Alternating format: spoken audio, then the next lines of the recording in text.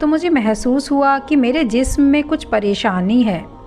मुझे बेआरामी महसूस, कमर, मेरे हाथ, कोहनी, घुटने और अंगूठे तक करने के बाद मुझे कमाल का सुकून महसूस हुआ। 我叫林宝文，是香港出生，然后我是42岁，然后 अस्सलामुअलैकुम, मेरा नाम लैम बोमन है। मेरी पैदाइश हांगकांग की है। मेरी उम्र 42 साल है और मैं हांगकांग में ही एक मार्केटिंग इंजीनियर के तौर पर काम करता हूँ। तो मेरी इस्लाम की जर्नी कुछ इस तरह है।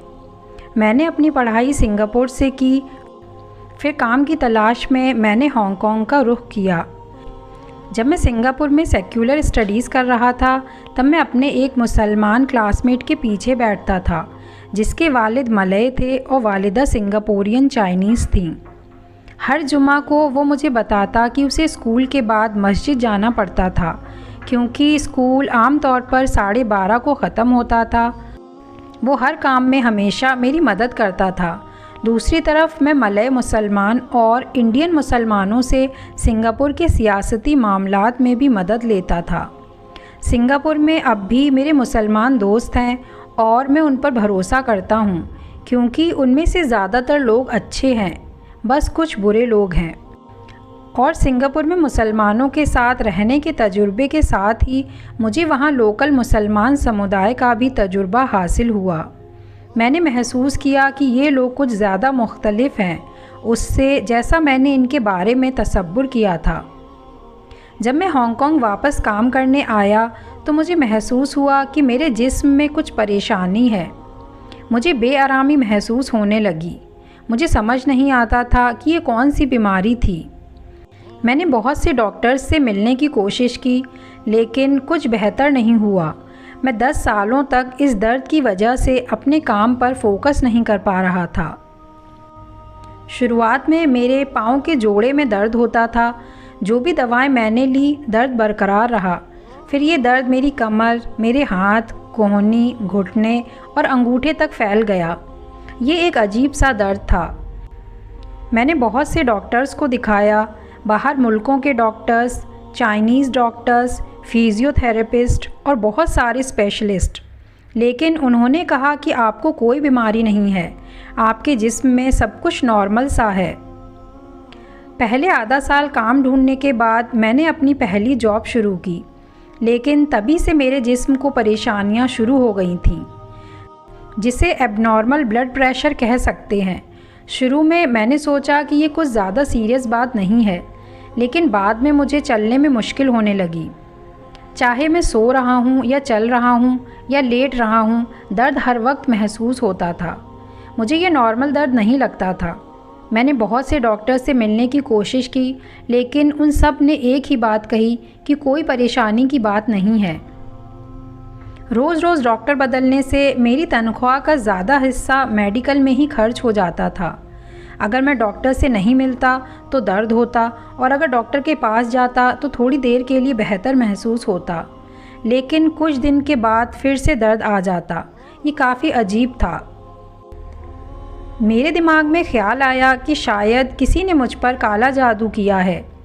मेरी बहन मेरे साथ रहती थी और वो मुझे अपने बेटे के साथ फ़ुटबॉल खेलने जाने को कहती। इस तरह मेरी मुलाकात एक ख़ातून से हुई जो कि मुसलमान थी और इंडोनेशिया से थीं। वो अक्सर इस्लाम के बारे में बात करती थीं। जब मैंने उन्हें अपना किस्सा सुनाया तो वो बोली कि अगरचे आप हर तरह का इलाज करवा चुके हैं तो क्यों नहीं आप शराब और सूअर का गोश्त खाना छोड़ कर देखें। ऐसा करने से मुझे दर्द में कुछ आराम महसूस हुआ। उसके बाद उन खातून ने मुझे इंग्लिश की ट्रांसलेशन वाली कुरान दी। उन्होंने मुझे रमज़ान के 1 महीने के रोज़े रखने की भी सलाह दी। मैंने सोचा खाना कैसे छोड़ सकता हूँ, पर फिर भी मैंने अपने दर्द की वजह से ये ट्राई किया। तो मैंने पहली दफ़ा 2016 में रमज़ान में रोज़े रखे। पूरे महीने रोज़े रखने के बाद मेरी बॉडी को बहुत बेहतर महसूस हुआ। लगभग 30% दर्द में कमी हुई, लेकिन अभी भी मेरा दर्द पूरी तरह ठीक नहीं हुआ। फिर उन ख़वातीन ने कहा कि रमज़ान तो 1 महीने का ही था, अब तुम मंडे और थर्सडे को भी रोज़े रख कर देख सकते हो। मैंने कहा मैं इसे भी ट्राई करूँगा। मुझे ये सब करने से कुछ राहत महसूस हुई। फिर कुछ वक्त बाद वो ख़वातीन हज पर जाने की बात बताने लगीं। मुझे उस वक्त हज अल्फाज का मतलब भी नहीं मालूम था, पर मैंने कहा मैं भी हज पर जाना चाहता हूँ। उन्होंने बताया कि मैं ऐसे हज करने नहीं जा सकता क्योंकि मुझे नमाज़ पढ़ना, दुआ पढ़ना ये सब नहीं आता। फिर उन्होंने मुझे पहले इस्लाम के बारे में पढ़ने की सलाह दी, तो मैं SIT सर्विंग इस्लाम टीम के पास इस्लाम सीखने गया। वहाँ के स्टाफ ने मुझे मस्जिद जाने का बताया। इस तरह मैं मस्जिद पहुँचा। वहाँ मैंने वज़ू करना, नमाज़ पढ़ना ये सब सीखा। जून 2017 में पहली दफ़ा मैंने वज़ू किया। वज़ू करने के बाद मुझे कमाल का सुकून महसूस हुआ। मेरे जिस्म में अब कोई दर्द नहीं था। उसके बाद मैं सिम शाह सूई मस्जिद भी गया। तब से लेकर आज तक मैं हर हफ्ते मस्जिद आता हूँ और मैं इस्लाम के बारे में पढ़ाई करता हूँ। फिर मैंने नमाज़ पढ़ना शुरू किया। नमाज़ पढ़ने से मेरा दर्द बिल्कुल चला गया। अब शायद 3% दर्द ही बाकी है। धीरे धीरे मैं बेहतर हो रहा हूँ। जैसे जैसे मैं इस्लामिक चीज़ों से जुड़ता हूँ, मेरा दर्द और मेरे अंदर की फ़ीलिंग और भी अच्छी होती है। कभी कभी मैं इशा के वक्त तक मस्जिद में रुकता हूँ, फिर घर जाता हूँ, क्योंकि घर पर मुझे डर लगता है कि दर्द वापस आ सकता है जब मैं सो रहा हूँ। लेकिन मस्जिद में मुझे ऐसा कोई डर महसूस नहीं होता।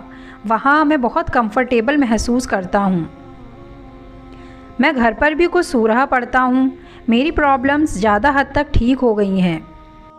मस्जिद में मैं बहुत से मुसलमान भाइयों से मिला। फिर मैं मुस्लिम काउंसिल ऑफ हांगकांग गया। असल में हांगकांग में ऐसी बहुत सी जगह हैं जहां आप मुसलमानों से मिल सकते हैं। हमने इस मज़हब को बहुत गलत समझा हुआ है। शुरू में मुझे लगता था ये मज़हब सिर्फ़ इंडोनेशिया, मलेशिया और इंडियंस के लिए है, पर जब मैं मस्जिद गया वहाँ मैंने बहुत से चाइनीज़ समुदाय के लोग देखे। उनमें कुछ मुसलमान पैदा हुए थे और कुछ रिवर्ट थे। मुझे ये सब देखकर बहुत खुशी भी हुई, क्योंकि मैंने कभी भी नहीं सोचा था कि चाइनीज़ भी मुसलमान हो सकते हैं। अब मैं ज़ुहर, असर, मगरिब और सभी नमाज़ें पढ़ता हूँ। संडे को मैं फ्री रहता था तो उस दिन मैं और मस्जिद के भाइयों के साथ अरबी सीखने लगा। अभी भी मैं ऑनलाइन ज़ूम पर अरबी सीख रहा हूँ। एक इंडोनेशिया के भाई मुझे अरबी सिखा रहे हैं। शुरू में मैं बहुत नर्वस था। मुझे लगता था मैं बहुत वक्त ले रहा हूँ सब कुछ सीखने में। फिर वानचाई में एक शख्स ने मुझे बताया कि मुझे बहुत जल्दी करने की ज़रूरत नहीं है, छोटे छोटे कदमों से मुझे आगे बढ़ना चाहिए। फिर मैं धीरे धीरे सीखने लगा। बहुत जल्दी सीखना किसी को नर्वस बना सकता है। उन्होंने मुझे ये भी सलाह दी कि मैं जितना फ़ास्ट सब सीखने की कोशिश करूँगा तो आखिर में शायद मैं वापस लौटने का मन बना लूँ। अब मैं सही तरीके से चल सकता हूँ बिना दर्द या किसी के सपोर्ट के। मुझे ये एक मोज़िज़ा सा लगता है। मैं हमेशा के लिए मुसलमान रहना चाहता हूँ। हांगकांग में एक मुसलमान के तौर पर सबसे बड़ा स्ट्रगल वहाँ खाना और नमाज़ पढ़ने की जगह ढूंढने से है। और यहाँ हांगकांग में मुसलमान आबादी बहुत ज़्यादा नहीं है। ये एक नुकसान है, क्योंकि यहाँ ऐसा मालूम होता है जैसे इस्लाम यहाँ के लिए कोई फ़ॉरेन मज़हब हो। जब मैं चाइनीज़ हिस्ट्री और इस्लामिक हिस्ट्री को देखता हूँ तो बहुत सी बातें मुझे एक सा मालूम पड़ती हैं। ये मुझे बहुत इंटरेस्टिंग लगता है। मैं उम्मीद करता हूँ यहाँ के लोकल लोग इस्लाम के बारे में जानें। हमें इस्लाम को खुशी के साथ उनसे शेयर करना चाहिए ताकि वो इस मज़हब को जान सकें। हमें ऐसा नहीं करना चाहिए कि ओ हम मज़हब ए को मानते हैं और तुम मज़हब बी को मानते हो, इसलिए हम साथ में मिक्स नहीं हो सकते। हमें ये दिखाना चाहिए कि मुसलमान का असली मायना क्या है। एक मुसलमान होना बहुत सिंपल चीज़ों पर आधारित है। 5 वक्त नमाज़ पढ़ना, सूअर का गोश्त नहीं खाना, शराब नहीं पीना, हर साल ज़कात अदा करना और ज़िंदगी में एक दफ़ा हज पर जाना। मैंने इस्लाम कबूल करने के बाद हज अदा किया। इसकी मुझे बहुत खुशी है। इस्लाम बहुत आसान है, आपको सिर्फ़ धीरे धीरे इसे समझना है। मैं अपने दोस्तों को भी बताना चाहूँगा कि इस पर यकीन करें। मैं अपने सिंगापुर, हांगकांग, मलेशिया के दोस्तों को भी इस्लामिक वीडियोस भेजता रहता हूँ। मैं चाहता हूँ वो इसे समझें ताकि फिर हम मिलकर इस पर डिस्कशन 你 कर 在讲 सकें। 的东西是可能是错误的，就是要自己去体验。对了，你要学真正上课你才懂。